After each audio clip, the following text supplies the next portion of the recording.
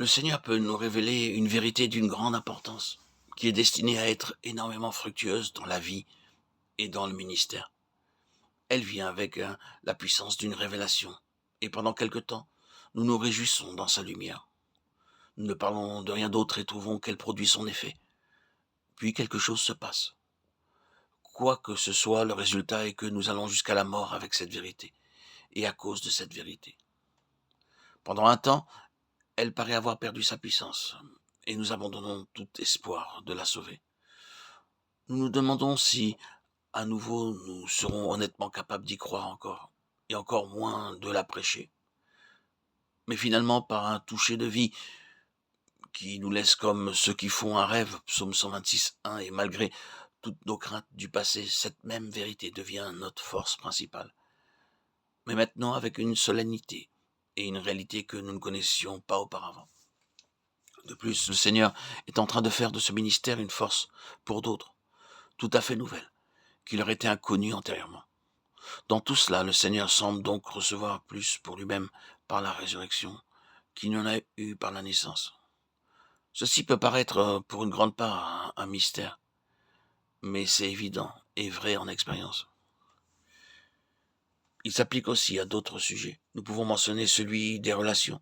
Très souvent, nous nous sommes heurtés à cette expérience embarrassante. Entre des relations entretenues parfois dans des liens des plus profonds, survient pour quelques motifs, souvent sans raison logique, la tension la plus grave. Il semble que le vieux fondement de fraternité s'écroule complètement et se perde.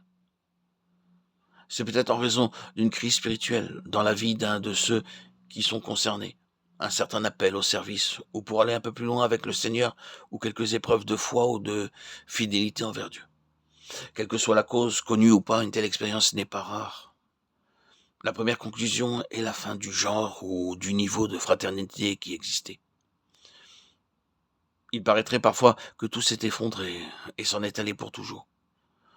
À ce moment, des questions sérieuses surviennent quant à l'antagonisme apparent entre une idée conçue de ce que Dieu exige et ce qui semble manifestement peut-être un devoir évident et commun aux autres. Pour la vie de l'âme, c'est un temps amer et extrêmement pénible. Finalement, s'il y a eu une volonté certaine de souffrir la perte de tout par amour pour lui, et de tenir bon pour Dieu, quoique aveuglement et avec beaucoup de faiblesse, toute la situation se présentera à nouveau, mais ne sera pas toutefois pareille. Et ce que tu sèmes, ce n'est pas le corps qui naîtra. 1 Corinthiens 15, 37. C'est la même, quoique différente. Elle est sur un niveau supérieur, une chose plus pure, plus sainte, plus forte, plus profonde, et capable d'une plus grande fertilité spirituelle. En un mot, beaucoup de l'humain a été abandonné à la tombe. Et dans la résurrection, ce qui est divin a pris place dans une plus grande mesure. Les éléments qui sont naturels et temporels ont été supplantés et remplacés par plus d'éléments spirituels et éternels.